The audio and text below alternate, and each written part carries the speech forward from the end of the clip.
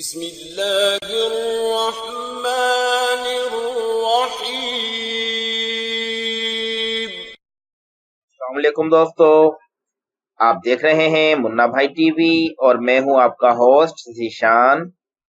دوستو، پاکستانی جاسوس سرفروش حقیقی داستان پر محیط اس کہانی سلسلے کی آج چوتھی قسط کے ساتھ آپ کی خدمت میں حاضر ہے۔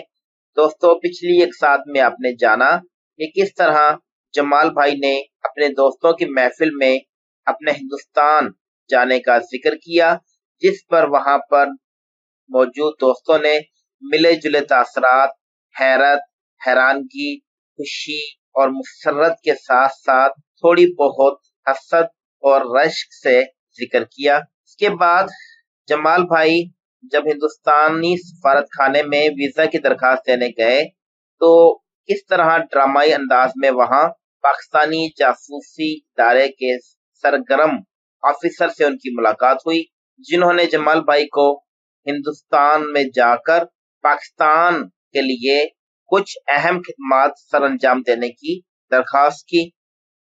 آگے کے واقعات پر نظر دوڑاتے ہیں۔ اسلم جیسے گھاگ شخص کے لیے میرا تذبذب سمجھنا مشکل نہیں تھا۔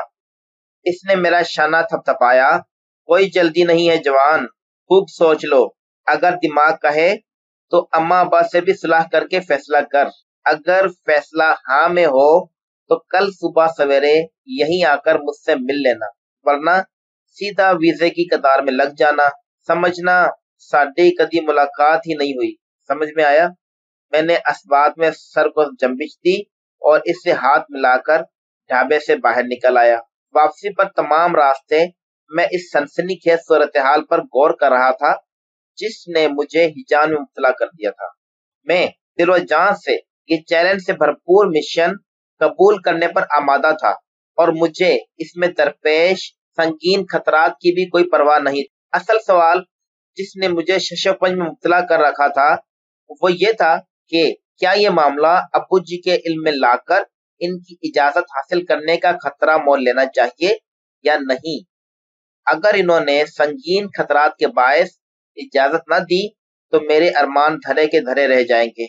شاید وہ ہندوستان جانے کی اجازت ہی واپس لے لیں۔ کیا میں ان کی حکم عدولی کا مرتکب ہو سکتا ہوں؟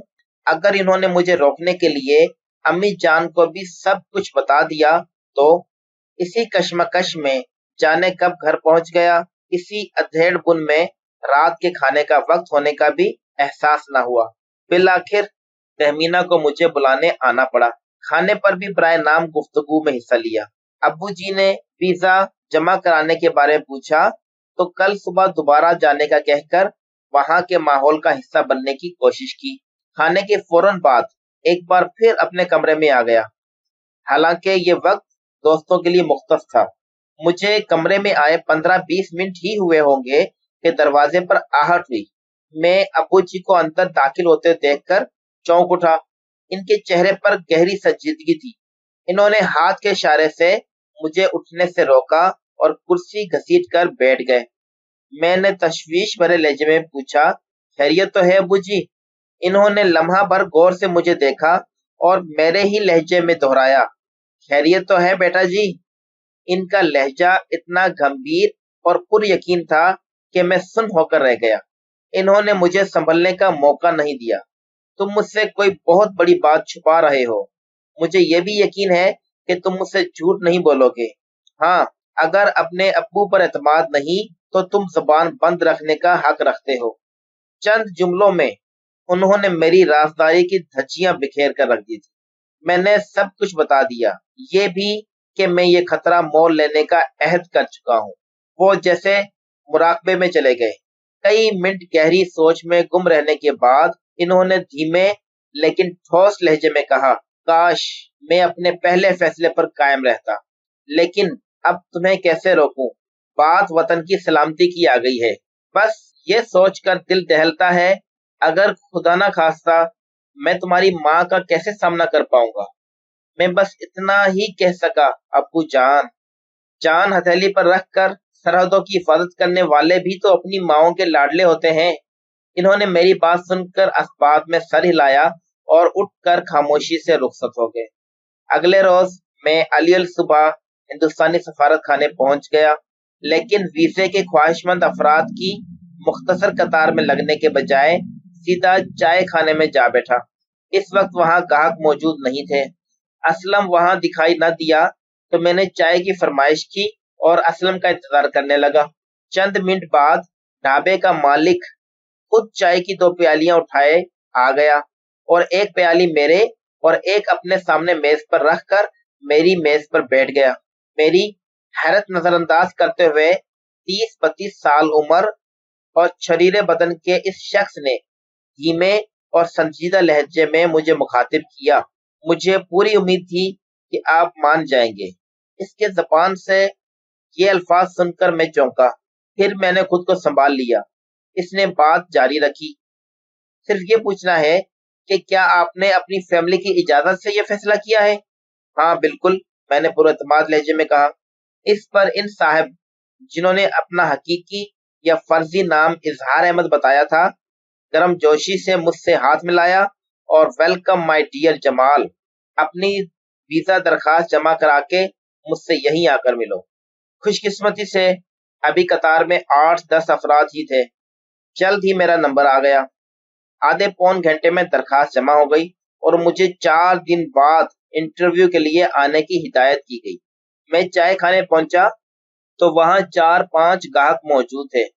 اظہار نے ایک بغلی راستے سے چائے کھانے کے عقب میں جانے کا اشارہ کیا، جہاں میں نے خود کو ایک صاف ستھرے کمرے میں پایا۔ چند منٹ بعد اظہار بھی وہاں پہنچ گیا۔ اس نے بغیر کسی تحمید کے کہنا شروع کیا، اب آپ دوبارہ یہاں نہیں آئیں گے۔ ایسا ہر ایک کے ساتھ نہیں ہوتا، لیکن مجھے یقین ہے کل سے تمہاری خفیہ نگرانی شروع ہو جائے گی۔ اپنے معمولات میں کوئی تبدیلی لانے کی ضرورت نہیں۔ اپنے دوستوں اور محلے والوں میں میچ دیکھنے کے لیے انڈیا جانے کا خوب چرچا کرو۔ مناسب موقع دیکھ کر ہمارے ساتھی خود آپ سے رابطہ کریں گے۔ گھر واپس پہنچ کر میں نے ابو جی کو ساری صورتحال سے آگاہ کیا۔ انہوں نے قدرے تشویش بھرے لہجے میں میری ہمت بندائی۔ رات دوستوں کی محفل میں میرا مجوزہ دورہ ہندوستان ہی گفتگو کا مرکزی موضوع بنا رہا اور میرے چاروں یار اپنی اپنی حسرتیں دہراتے ہوئے آہیں بھرتے اور میری قسمت پر رش کرتے رہے۔ اگلے 3 روز تک کوئی خلاف معمول واقعہ رونما نہیں ہوا اور اظہار کے انتباہ کے برعکس مجھے نگرانی کیے جانے کا بھی احساس نہیں ہوا۔ اگلی صبح مجھے ویزا انٹرویو کے لیے ہندوستانی سفارت خانے جانا تھا، لہٰذا رات کی محفل میں دوستوں کا جوش و ہیجان عروج پر تھا۔ البتہ حمید خاصا پسمردہ تھا۔ میں اس کی دلجوئی کی ہر ممکن کوشش کرتا رہا۔ 10 بجے کے قریب ہم سب نے اپنے گھروں کی راہ لی۔ میں اپنی گلی میں داخل ہوا تو خاصا سناٹا تھا، تاہم بڑھتی سردی کے پیش نظر یہ کوئی حیرانی کی بات نہیں تھی۔ میں گھر کے قریب پہنچا تھا کہ سامنے سے سائیکل پر سوار ایک شخص اپنی طرف بڑھتا نظر آیا۔ میں اسے راستہ دینے کے لیے ایک طرف ہٹ گیا، لیکن اس نے میرے پاس سے گزرتے ہوئے گیند کی شکل میں کاغذ کا ایک ٹکڑا میرے قدموں میں پھینکا اور بغیر رکے آگے نکلتا چلا گیا۔ میں نے حیرت کے جھٹکے سے سنبھلتے ہوئے کاغذ کی گیند اٹھا کر جیب میں ڈال لی اور گھر میں داخل ہو گیا۔ اپنے بستر پر پہنچ کر میں نے بےتابی سے مڑے توڑے کاغذ کو سیدھا کیا۔ اس پر ایک چند سطری پیغام تھا کہ اندیشے کے مطابق ہندوستانی سفارت خانے کی طرف سے اپنے ایجنٹوں کے ذریعے میری خفیہ چھان بین کرائی گئی ہے اور ممکن ہے وہ ابھی میری طرف سے مطمئن نہ ہوئے ہوں، لہٰذا ویزے کے انٹرویو میں کرکٹ کے ساتھ کاروباری مقاصد پر بھی مناسب زور دینا ہوگا، ورنہ شدید خطرہ ہے کہ ویزا درخواست مسترد ہو جائے گی۔ میں نے پراسرار انداز میں موصول ہونے والا یہ پیغام پڑھ کر ضائع کر دیا، لیکن اس نے مجھے تشویش میں مبتلا کر دیا تھا، لہٰذا اگلے روز علی الصبح میں ویزا انٹرویو والی لائن میں لگا تو خاصا مضطرب تھا۔ خدا خدا کر کے مجھے اندر بھیجا گیا۔ وہ بڑا سا کمرہ انتظار گاہ کے طور پر استعمال ہوتا تھا۔ مجھ سے پہلے وہاں 3 افراد انٹرویو کے لیے طلب کیے جانے کے منتظر تھے۔ ان کے چہروں سے بوریت عیاں تھی۔ لگ بھگ 10 منٹ بعد ان میں سے ایک کی باری آئی۔ میں نے بیزاری سے بچنے کے لیے کسی اخبار یا رسالے کی تلاش میں نظریں دوڑائیں لیکن وہاں ایسی کوئی چیز نہیں تھی۔ کچھ ہی دیر میں ویزے کا ایک چوتھا امیدوار بھی آن پہنچا۔ وہ لگ بھگ میرا ہی ہم عمر رہا ہوگا۔ مجھے اپنی طرف دیکھتا پا کر وہ گرم جوشی سے مسکرایا اور میرے ساتھ والی کرسی سنبھال لی اور خوشگوار لہجے میں بولا، میں تو سمجھا تھا کہ بس چند منٹ میں جان چھوٹ جائے گی، یہاں تو لمبی ہی کہانی لگ رہی ہے۔ میں نے جواب دیا، ہاں یار، بہت لمبا ٹائم لے رہے ہیں۔ اس نے کہا، اصل میں ہم پاکستانیوں سے خدا واسطے کا بیر ہے انڈیا والوں کو، ان کا بس چلے تو کسی کو اپنے ملک میں آنے ہی نہ دے۔ 100 میں سے 30-40 کی تو درخواست نامنظور کرتے ہی ہیں۔ اس نوجوان کی بات سن کر میری تشویش بڑھ گئی۔ اس نے اپنا نام ستوت زیدی بتایا تھا۔ اس کے مطابق اسے اپنی ویزا درخواست کی منظوری بھی مشکوک لگ رہی ہے۔ میرے دریافت کرنے پر اس نے بتایا کہ وہ دلی اور ممبئی کی سیر کے بعد ہندوستان کے مختلف شہروں میں ان مذہبی مقامات پر حاضری دینے کے لیے جانا چاہتا ہے جو اس نے اپنے بچپن میں دیکھی تھی۔ اس پر میں نے اپنی ویزا درخواست کی منظوری پر بھی بے یقینی ظاہر کی۔ اسے جب میں نے کرکٹ میچ دیکھنے کی اپنی خواہش کے بارے میں بتایا تو وہ بے ساختہ ہنس پڑا۔ اس کی آنکھوں میں عجیب سا تمسخر تھا۔ اچانک میرے ذہن میں ایک شبہ بجلی کی طرح چمکا۔ مجھے خبردار کیا گیا تھا کہ گزشتہ 3 دنوں سے میری نگرانی کی جا رہی ہے۔ کہیں اسے بھی درخواست گزار کے روپ میں میری سنکن لینے کے لیے تو نہیں بھیجا گیا؟ مجھے فوری طور پر کوئی ایسا جواز تخلیق کرنا تھا جو مجھے شک و شبہ سے بالاتر بنا دے اور میری ویزا درخواست کی راہ سے رکاوٹ ہٹا دے۔ میں نے لمحہ بھر میں سوچ لیا کہ مجھے اپنی کہانی میں کون سا ٹوسٹ لانا ہے۔ ستوت کی طرف جھکتے ہوئے میں نے رازداری سے کہا، ارے یار، تم سے کیا پرتا، یہ کرکٹ والی کہانی تو ابو جی سے اجازت لینے کا بہانہ ہے، اصل مقصد تو موج مستی ہے، یہاں کی روکھی پھیکی زندگی سے فرار، 3 مہینے تک کھل کھیلنے کی آزادی۔ اس نے چونک کر میری طرف دیکھا تو میں نے اوباشوں کے مخصوص انداز میں آنکھ دبائی اور کہا، اب تم بھی سچ اگل دو، عیاشی کرنے کے لیے وہاں جانا چاہتے ہو نا؟ سستی شراب، رنگ برنگی بازاری عورتوں کی ریل پیل، پکڑے جانے کا خوف، نہ بدنامی کا ڈر۔ میری بات سن کر اس کے چہرے پر پہلی بار حقیقی مسکراہٹ ابھری۔ ابے بھائی، تم تو ہمارے بھی گرو نکلے، چند منٹ میں تاڑ لیا، بات کچھ ایسی ہی ہے یار، پر میرے پاس زیادہ رقم نہیں ہے۔ میں نے کہا، یار تو خرچے کی فکر نہ کر، میں ہوں نا، یہاں سے اکٹھے چلیں گے اور مل کر مزے لوٹیں گے۔ میری بات سن کر اس نے گرم جوشی سے ہاتھ ملایا اور میری تجویز سے اتفاق کیا۔ ہم دونوں پرانے دوستوں کی طرح گھل مل کر باتیں کرنے لگے۔ اسی اثناء میں میری باری آ گئی۔ مجھے پہلے ایک چھوٹے کمرے میں موجود کلرک نما اہلکار کے سامنے پیش کیا گیا جس نے میری ویزا درخواست تھامی ہوئی تھی۔ اس نے میرے کوائف کی تصدیق کی اور زور دے کر پوچھا کہ میں کتنی رقم ساتھ لے جانے کا ارادہ رکھتا ہوں۔ ساتھ ہی یہ بھی وضاحت کی کہ پاکستانی کرنسی کے برعکس ڈالر یا پاؤنڈ لے جانے کی کوئی زیادہ سے زیادہ حد مقرر نہیں ہے۔ اسے اپنی مالی حیثیت کے بارے میں مطمئن کرنے میں زیادہ مشکل پیش نہیں آئی۔